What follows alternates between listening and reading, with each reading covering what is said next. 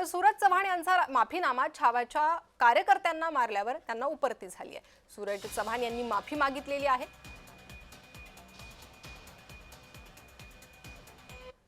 खरं तर काही माध्यमांमध्ये बातम्या चालू आहेत की शेतकऱ्याच्या प्रश्नावर आवाज उठवला म्हणून विजय घाडगे पाटलाला आम्ही मारहाण केली।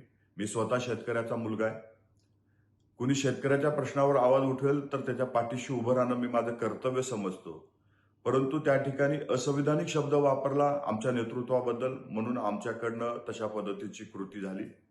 मी त्याबद्दल दिलगिरी व्यक्त करतो आणि लवकरच या प्रकरणाबद्दल मी विजय घाडगे पाटलाची भेट घेऊन त्यांच्या मनामध्ये जे गैरसमज निर्माण झालेत ते लवकरच मी दूर करेन। नाही, आमच्याकडून जबाब नेलाय त्यांनी। तर आणखीन काय एफ.आय.आर. दाखल केलाय का नाही, मी काही चौकशी केली नाही। जर योग्य कारवाई झाली असेल तर मग ठीक आहे म्हणून, परंतु जर चुकीची कारवाई केली त्यांना पाठीशी घालायची, तर समजून जाऊ आम्ही की पोलीस पाठीशी घालतायत।